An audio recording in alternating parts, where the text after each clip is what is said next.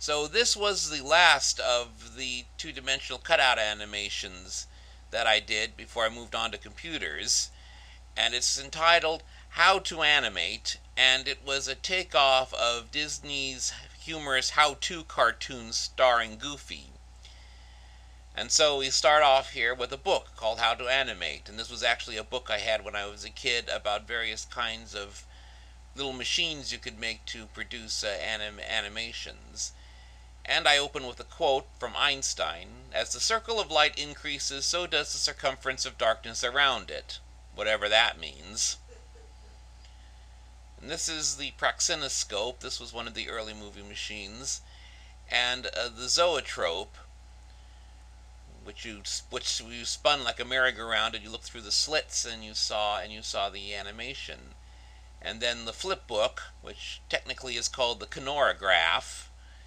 And here we see King Grateful looking into one of the arcade-style ones that there used to be in the bygone days.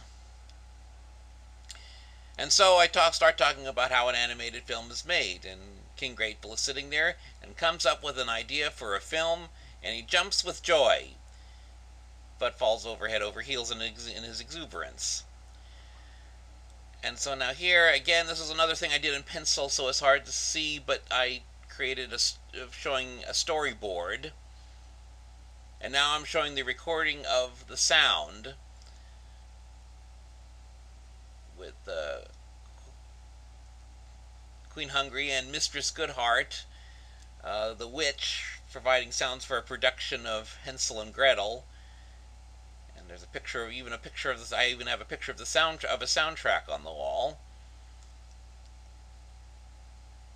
And Trudy the flying cat is providing the sound effects. Again, the camera was beginning to show its age, and when I do these close-ups, everything's in kind of a blur, which is kind of unfortunate.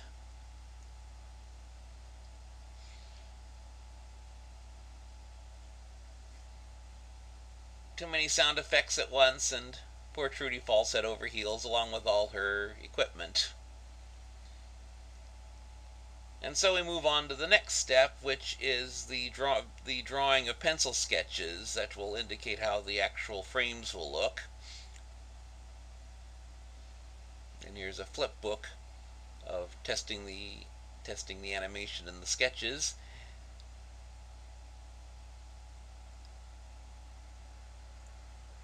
And then the cleanup artist cleans them up.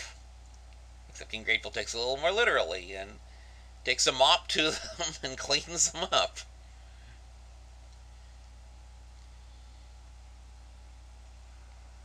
You can see kind of the changes in the lighting here, where sometimes the lighting looks really good and sometimes it looks real orange. And you can tell when I was doing it in daylight and when I was doing it by incandescent light.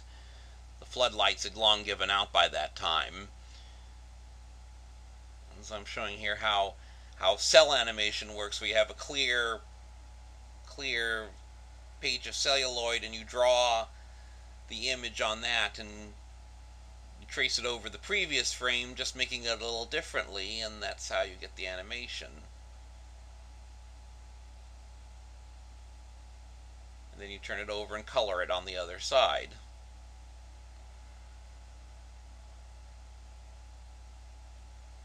And now we get to the stage where we use the movie camera, more or less. We have Serena producing a frame, and then she hands it to Andy, and Andy takes it over to Mary, who then photographs each frame one by one.